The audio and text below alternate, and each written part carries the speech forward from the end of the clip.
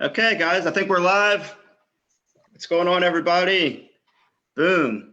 I know it doesn't come up right away on my screen, but I think we're good to go.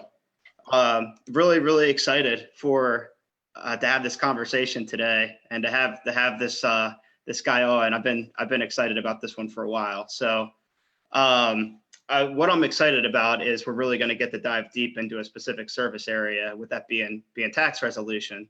And I'm really excited to find out more about this and more about what Mike does for his clients and how he works on this. But yeah, I just wanted to welcome on, Mike. How are you? Hey, Charlie. Hey, great, man. Thanks for having me on. Really excited to be talking to you and your folks this morning. So yeah, let's get right into it. I'm excited to be here.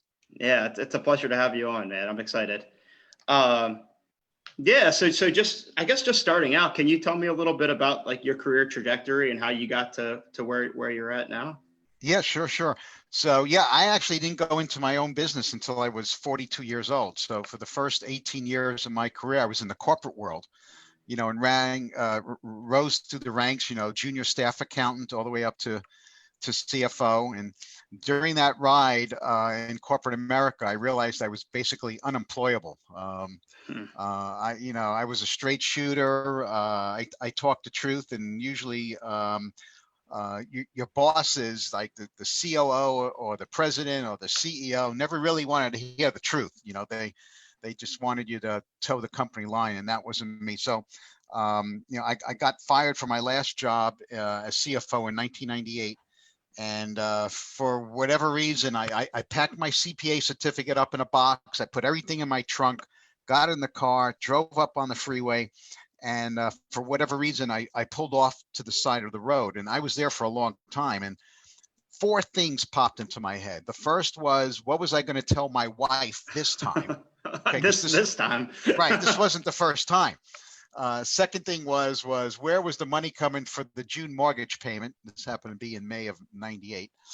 The third thing was it came to me that I was unemployable. There was no way I was ever going to work for anybody again. And the fourth thing was a few months prior, I was watching C-SPAN because I'm a C-SPAN nerd, and the average American got up in front of the TV cameras and just talked about how the IRS ruined their lives, padlocked their businesses. Spouses and relatives dying from heart attacks out of the stress because of what the IRS was inflicting upon them. And these were good people. These were not bad people. These weren't criminals. They didn't put money in the Caymans or, in foreign bank accounts. They weren't trying to evade taxes. They just got behind the eight ball, for whatever reason. They were good people that had negative life altering events. And I made a decision at that time in my car that I was going to help them. I didn't know how. I didn't know what it entailed. I didn't know anything. Next few months, that's what I decided to do. I went home. I told my wife, hey, look, I got this last pay stub here. Let's take out a home equity line, because if we wait too long, I'm not going to be able to qualify. And we did. And we took out like 50 grand. And I put it all into marketing and wasted every single dollar because I didn't know what I was doing. Wow. But then I went outside the industry and I studied marketing. I studied people like Dan Kennedy, Gary Halpert, Paul Hartunian, Bill Glazer, all these gurus in direct response, and light bulbs started going off in my head, because it doesn't matter what business you're in. It doesn't matter if you're in a professional practice or you're in a hardware store. Direct response marketing principles, which have been around, by the way, since the late 20s and early 1930s, work. Doesn't matter what business you're in. No one's business is different. It works. So that's how I got started. Oh, wow. That's an incredible story, Mike. Oh my gosh. I have a couple questions to branch off of that. So number one, what gave you the confidence to take out that amount of money, that kind of loan, to do that? And then number two is, what did you feel like a moral obligation when you saw those people on the TV? Yeah, well, I have a high tolerance for risk. Some people don't. I actually have a high, and that's probably because I grew up not having anything. So when you don't have much or anything and you acquire stuff, you're not afraid to lose it because you know what it's like when it's lost. So I guess I have a high tolerance for that. It didn't, and then growing up too, my father was always in retail, and I saw him take risks a lot as well. So a lot of them, more than not, they've panned out. But so I was risk averse to that. What was the second part to the question, Charlie? I was saying, did you, when you saw those people suffering, those Mhm. business owners with their doors being locked up, did you feel like a moral obligation just hit you? Like you had that, it was your obligation, something you had to do. Yeah, because I loved the David versus Goliath fight. I grew up in Brooklyn. I got my ass kicked more times than I care to mention. I grew up in a tough neighborhood, actually at the same high school that Mike Tyson went to in Ocean Hill, Brownsville, in Brownsville section of Brooklyn. So I was gonna say, you guys look kind of similar. So yeah. So I always loved a good fight, and I was a righteous guy. If I knew I was in the right, I was never going to back down. I was never going to back down. And the same thing here. I saw the IRS ruin people's lives for no good reason. And I just said, you know what, I'm going to help those folks. And I tell you what, I was a very zealous advocate. As a matter of fact, my first year in practice, I was suspended for a year. And a lot of people don't know that. Some do, because after the 1998 Tax Reform and Restructuring Act, once you submitted an offer in compromise to the revenue officer in the field, by law, they were supposed to stop levying. They were supposed to stop all enforcement collection action. Well, this one revenue officer was a rogue revenue officer, and he didn't care about the new law, and he continued to levy my client. And I called him up on the phone and went Brooklyn on him. I called him every name in the book, and you can't do that to a federal officer. So that's the moral of that story. You cannot curse out a revenue officer. So I took a lawyer, paid him almost 20 grand, went to Washington, D.C. in front of an administrative law judge and was begging him not to bar me or suspend me for that year. But he wouldn't have any of it, and he suspended me. And you know what, Charlie? My firm grew by nearly 50% for that 12-month period that I was suspended. Wow. I couldn't work a case. No, I shouldn't say that. I couldn't put my name on a power of attorney. I couldn't call the IRS up and negotiate a case. But what I realized was, as long as I was marketing and had these systems in which to qualify the client, set up the appointment with the client, make sure they actually showed up for the appointment, got paid very good fees in advance, and turned that client into a raving fan, I was okay, because I found someone who could actually work the cases for that year. I didn't need to work the cases. Although I did a lot of the 433A work and the grunt work, I did need to be the one on the phone negotiating for my clients. I could hire somebody else to do that. That was a huge eye opener for me. So, and that's how I arranged the rest of my business and practice going forward. I had people who I hired that I trained to do the work. Because if you want to create wealth, if you want to get rich in this business, 80% of your time as the business owner, you need to be generating leads and speaking to prospects, not doing the technical work. Napoleon Hill said it best. There were 5 attributes to success. The first one was a burning desire. If you have a burning desire, you can do anything. The second one, though, was having specialized knowledge. And what Napoleon Hill meant, not having specialized knowledge in the technical end, he meant having specialized knowledge and knowing how to market, because nothing happens in this world until you understand and embrace marketing. Marketing is not evil.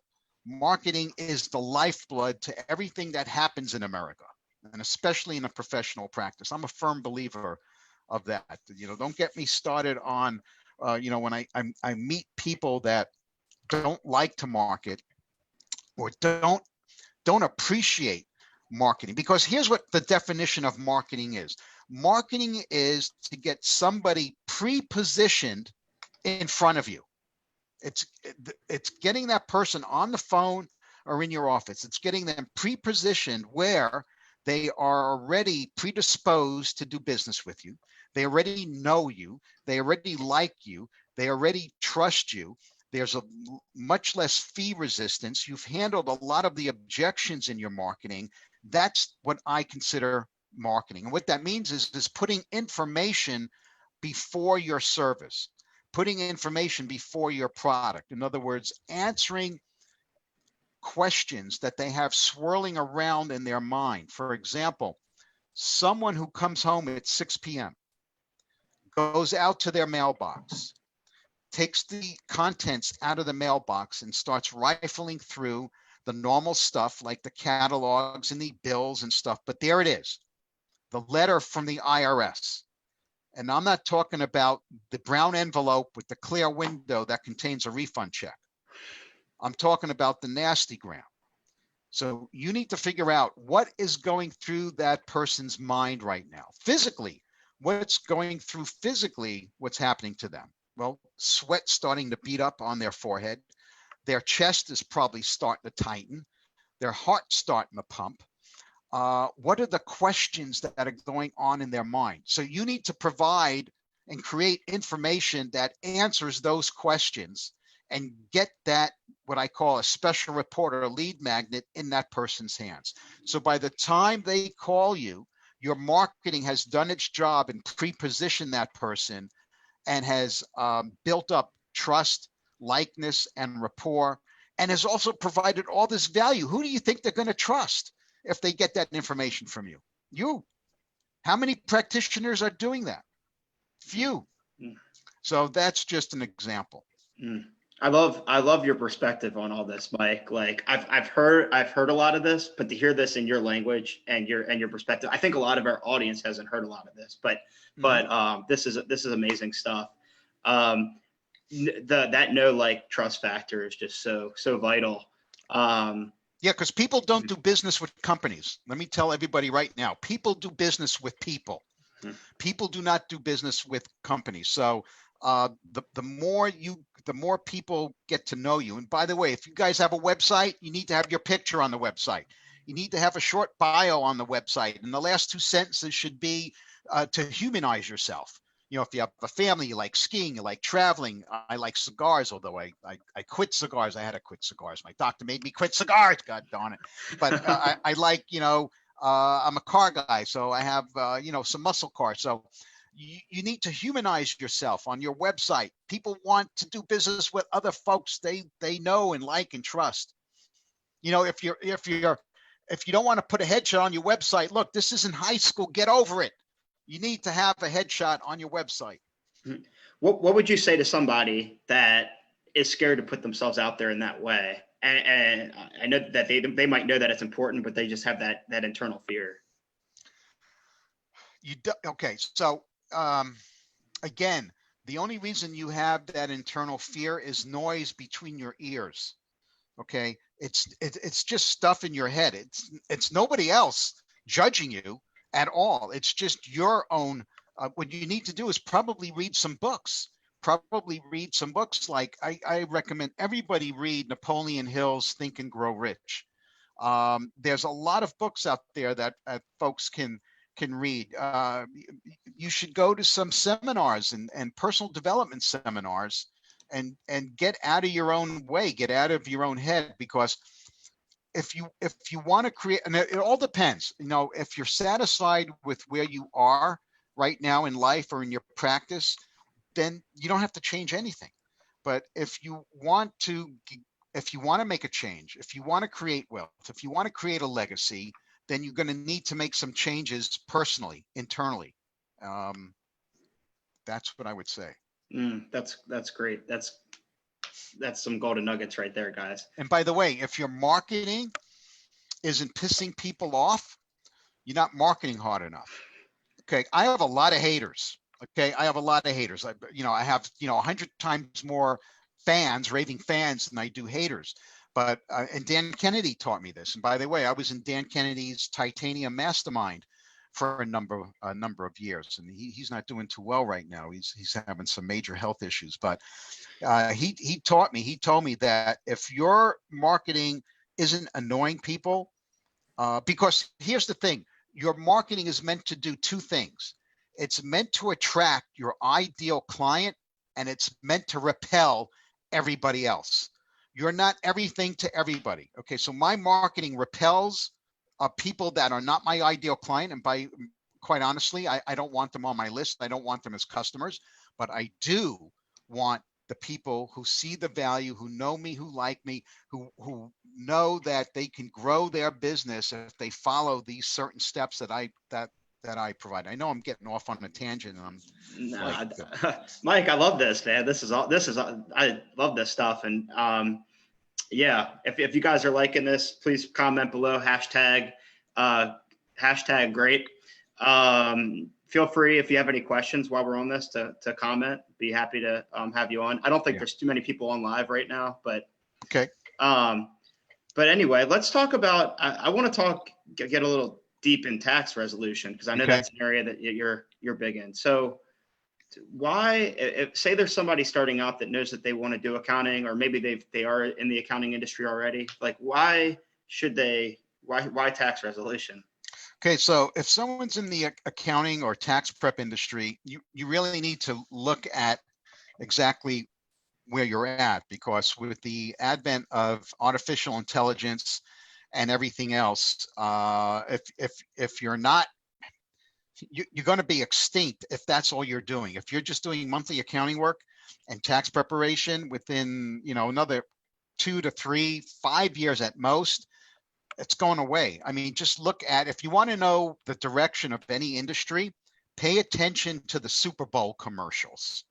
Okay, those advertisers pay $5.5 million for a 30-second spot this past February. Okay, 2 of those folks, there were 7 major advertisers that paid $5.5 million for 30 seconds. 2 of them are in our space.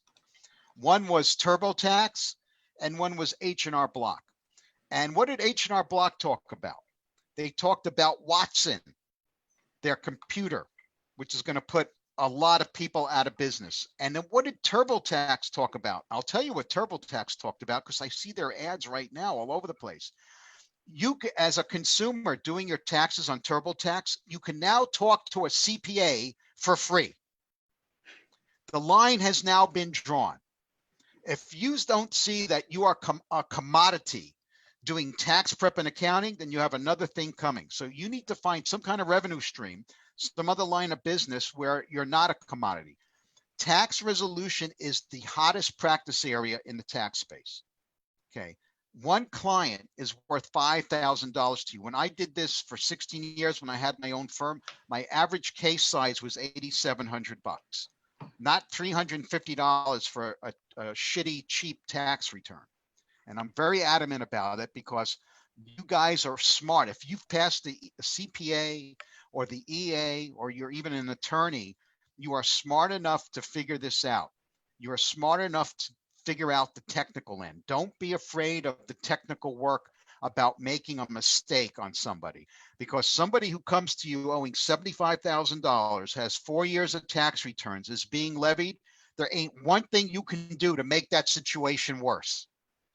You immediately make it better by having your name and their name on a power of attorney, and you can call the IRS and immediately get a 60-day collection hold. And now the IRS has to talk to you and not your client. So you're providing immediate relief right there.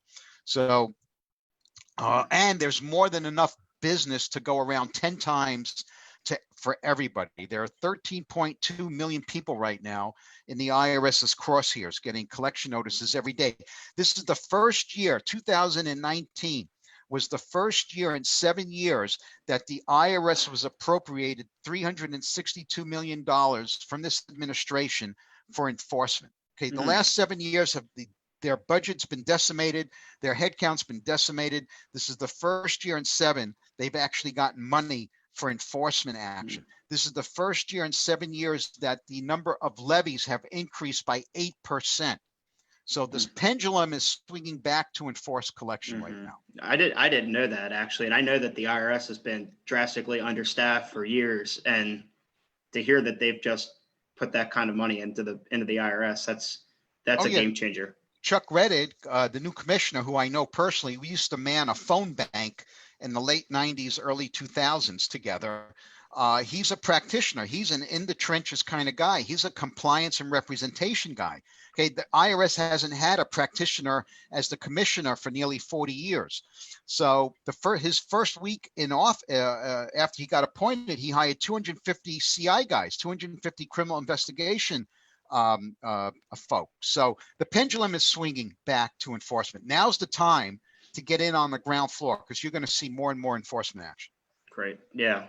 So that's huge news there. So I want to dive into the good stuff a little bit here in terms of how do you get in front of these people, right? Because in the tax resolution space, people aren't just going to come out and say like, I'm buried, right? Exactly. I'm buried and I'm in trouble and I need your help. Like it's a whole different situation. People, right. So where do you find these prospects, right? Where do you find these clients? Exactly. Okay, so your most profitable cases, when I say profitable, I mean your $5,000 cases are going to come from doing marketing, from doing external marketing. However, the first place everybody should start is their own database. So all your previous and existing tax prep and monthly accounting clients. Okay, I call it a stealth referral strategy. So what you do is you send them, it looks like it's disguised as an announcement that basically says Charlie Price, CPA, has now expanded his practice to include specialized services, including IRS representation in the following areas. And you list it out: delinquent returns, appeals representation, offers and compromise, financial hardship plans, levy releases. And that notice goes to all people on your database, because I'll tell you right now, if you're a practitioner out there and you do 300 tax returns, you're sitting on gold. You're sitting on $5,000 cases that are right now in your database. But not only that, each one of those 300 people knows another 100, 150 people in their circle of influence. Everybody in this country knows somebody with an IRS problem. So the first thing you do is send out what I call my stealth, or you send out a stealth referral letter to your existing and previous client. Actually, everyone you have a name for and an address in your database. That's number one. Number two, if you're doing external referral marketing, the IRS has a PTIN list by state. Everyone in your state, in some of the larger states like California, has nearly 50,000 PTIN holders. Texas has 48,000 PTIN holders. I just looked at Virginia this morning. They have nearly 18,000 PTIN holders. Who are the PTIN holders? Enrolled agents, CPAs, and a ton of unenrolled preparers. And we all know unenrolled preparers can't do representation. So they got to be sending their problem children somewhere. Why not you? So you engage in a referral marketing to them. People with notices of federal tax liens, that's public record. Okay, that's ripe to send to send marketing letters to people with notices of federal tax liens. Cryptocurrency traders, huge area, hot area. Where do you find them? I would go into the forums.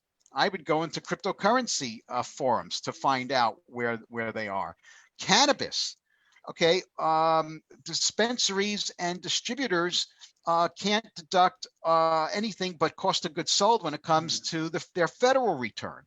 Okay, 33 states now have legalized pot. The federal government, in my opinion, will never legalize it. Why? Because they're getting huge tax dollars from those folks because they can't take all the deductions that a regular business can. So there's some two hot areas. Other places are companies that do $2 million or less, that have less than 10 employees, that can't afford a CFO, are going to get into trouble with 941 taxes, employment taxes. Restaurants, any cash businesses, laundromats, car wash. I mean, the list is endless. Yeah, I've seen that personally too. Just to, in those type of businesses having those payroll problems for sure. So that's gold, guys. So if you're listening to this right now, I mean, that is absolutely gold in terms of how you could be reaching out to those clients and seriously making some money quickly. And we have a lot of free resources. I give a lot of these tips. I have like short 1 to 3 to 4 minute videos on my YouTube channel. If you go to Michael Rozbruch's Tax and Business Solutions Academy YouTube, I have like over 100 videos on this stuff. Love that. Yeah. I know you have a huge YouTube presence on there. It seems like, so that's great. So once you've gotten in front of these people, is this through direct? Are you doing direct mail? Are you doing email? Or are you doing a combination of both? Well, a combination, but you can't just rely on email if you're going to do this. Okay. So I also recommend newsletter marketing. So we put out a newsletter to all our members that they can use for their clients. And a lot of people ask me, Mike, I'm going to email it. And I tell them, okay, well, let's examine that for a second. So if you have the best client list in the world and you have the best open rates in the world, the most you can hope for that you're going to get, I'll tell you right now, everybody, is 40% open rate. If you get a 40% open rate on your email, you are a god. Okay. So, but what does that mean? Here's what it means. 60% of your database ain't seeing that announcement. 60% is not getting the email, and the 40% who are getting the email. So here's what I do in the morning. So the average person gets 147 emails a day, and you do the same thing, Charlie. You go online, go to your inbox. The first thing you do if you're me is delete. I'm not even opening emails. I'm deleting all the stuff I don't want. When you send someone a letter in the mail, first of all, the average person now gets a personalized letter once every 62 days. I'm a firm believer in direct mail because it works. Okay. That means the person's mailboxes today are not cluttered, not like they were years ago, because everyone's sending emails. No one's sending physical mail. Here's the other thing. The person has to actually deal with the physical letter. What I mean by that is they have to touch your envelope, make believe this is the envelope. They have to take the envelope, and even if they're going to rip it up, they have to deal with it. Most people aren't going to rip up an envelope without opening it. They're going to open the envelope. If they open the envelope, it's going to get read at least the first line or two of the paragraph. 90% of people who you send your direct mail letter to are going to open the letter, versus a 40%, if you're lucky, that's if you're a god, are going to get open. So direct mail is much better than email. Gotcha. I love that. That makes a lot of sense. And that, there's a cost involved with direct mail, but it's insignificant to the ROI potential on that, or the exactly. So let's talk about that for a minute. So all in, if you're going to put a letter in the mail, you have to use a real stamp. I'm not talking Pitney Bowes metered. It's a real stamp. I recommend using handwritten font, which you can get online for free. And I also recommend no return address. So think about it. You're getting a letter with a real stamp. It looks handwritten with no return address. What are you doing with that envelope? Yeah. Charlie, what would you do with that envelope? I would open it. So would 99% of Americans would open that letter, because you're curious. Who's sending me a letter that looks handwritten with no return address? So it's $1. All in, you're probably talking $1.05, $1.10. So if you send 1,000 letters a month, worst case is you're all in for $1,200, $1,100. One client is worth $5,000. If you get one client off a mailing, you're golden. Because in this business, the cost per acquisition is about $1,000. If you want to attract, let's say, 3 tax resolution clients a month, okay, at a gross revenue amount of $15,000, you have to figure conservatively, it's going to cost you $3,000 in marketing. But if I knew I would get a 5-to-1 return on my investment, I would beg, borrow, and steal and feed that slot machine. And that's what we're talking about here. So you have to look at it as an investment and not an expense. Love that. Love that. That's very cool. Something else that I don't know if you do this or not, Mike, but I actually recommend putting confidential stamps on letters sometimes. Actually, that's excellent. So when I talk about direct mail, Charlie, what I should say too is it's always multi-step. It's always a 3-step mailing. If you think you're going to mail one time, don't even bother. So what you just said is on our second mailing, we put second mailing or confidential. And on the third mailing, you could put confidential or final notice or final mailing. But yeah, absolutely. Love that. Okay. That makes a lot of sense, Mike. Okay, perfect. So as you're sending out this 3-step direct mail process, what is the ultimate, what's your call to action there? And then The call to action is to call to set up a free consultation. A free consult. Okay. Yeah, Okay. no obligation, free consultation. Gotcha. And then what's your sales process look like that you recommend for tax reps? I just went through, we just developed a product that I sold at Dallas at our Dallas event, and it's a kick-ass product. It's called the Secret Selling System, but it's called my high ticket sales strategy or one call close system. It has 4 pieces to it: meet, prescribe, meet, diagnose, prescribe, and close. And it's very psychological. It's very choreographed. It's not canned. And I'll just give your audience one transition statement. That's a $10 million transition statement. So after the person comes into the office and you get 5 to 6 yes answers from him, and there's a way to do that. The transition statement I use to transition between the meet and the prescribe phase or the diagnose phase is, hey, Charlie, look, I don't know if I'm the right person who could solve your IRS problem. I don't know if I'm the right choice for you, Charlie, but to see if there's some way I may be able to help, do you mind if I asked you some questions? Love that. You see what I just did there? You're coming from like almost like a stand back, like I'm not sure if I can help you. You're not being pushy, aggressive. Exactly. It's takeaway selling. Because from that moment on, because remember, you need to get financial information out of this person. You need to get like all the financial information out of this person. So no one wants to be drilled for financial information. So now I'm having a conversation with my neighbor, Charlie.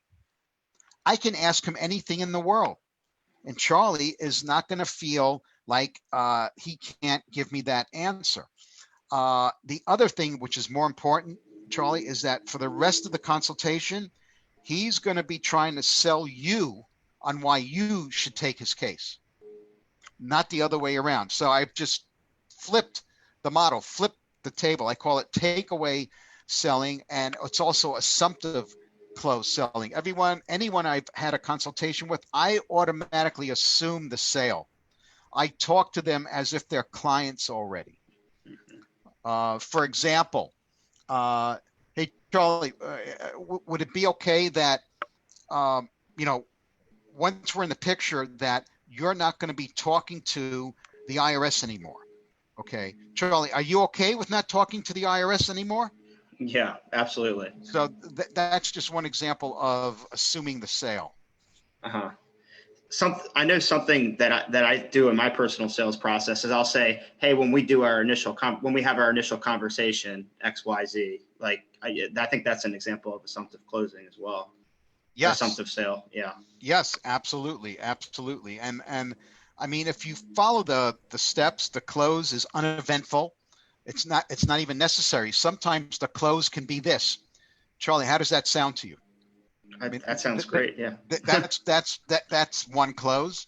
Another close that I used all the time was this one. Charlie, I want to be on the phone with the IRS getting a collection hold before you're out of my parking lot. Okay. I want to be able to protect your paycheck and protect your bank account. All we need to do is some paperwork and collect the deposit. What credit card do you want to put that on? Boom. That's it. If you don't ask for the money, if you don't ask for the credit card or the check, you're not going to get it. So you got to get into the habit of asking for the sale, asking for the credit card, asking for the check. Be a leader. Ask for the plastic.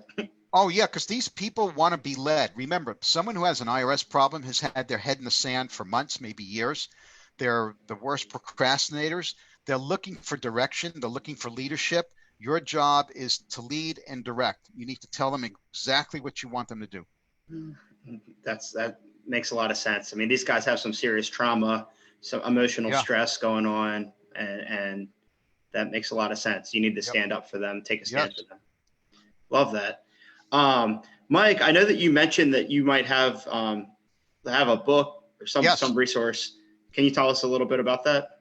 Yeah, it's called Zero to Millions, or it's formally Zero to Millions. It's it's 5 steps to $1 million tax resolution practice. It's like the blueprint. It's the 5 things I spoke about here. It's marketing. It's setting up what to say to them when they call, how to schedule the appointment, how to make sure they show up, how to sell them. So it's my 5-step blueprint. We'll send that to anyone who you give me a physical address to, and we'll put that in the mail to them tomorrow. Oh, that's incredible, man. That sounds incredible. So if that's something that you guys are interested in, just put in hashtag book in the comments below, and we'll make sure that you get taken care of. Okay. Yes. So yeah, very, very much appreciate that, Mike. So my pleasure. I've really freaking enjoyed this conversation with you, man. So yeah, going forward, where can people find you? Yeah, so they can, we have a ton of free resources on YouTube, but if you go to my website, RozStrategies.com, that's RozStrategies.com. There's also some free training, a free webinar training as well, right there on the home page. I just launched a podcast, Charlie. So there's a podcast tab as well, where we are interviewing some of our most successful diamond and mastermind members. So people don't have to hear it from me. They can hear it from actually people who have implemented these strategies. So yeah, they can find me right there at RozStrategies.com. And I want to thank you again for having me on. I appreciate it very much. Oh, no, man. I appreciate it very much, Mike. I appreciate you for stopping on. I know that you're busy. You got some conferences going on. Yep. So yeah, I appreciate it. So yeah, it's been a pleasure. I'm excited to talk to you here again soon. Okay, Mike? Yep. Anytime. We'll talk soon. All right. And all right. If your folks need anything, they can always email us too at info@RozStrategies.com, info@RozStrategies.com, and we'll help where we can. Awesome. Love it. All right, Mike. Great to have you here in the group, and we'll talk to you here soon. Okay. Okay. Thank you so much. All right. Take care. All right. Bye-bye now. Bye. Bye.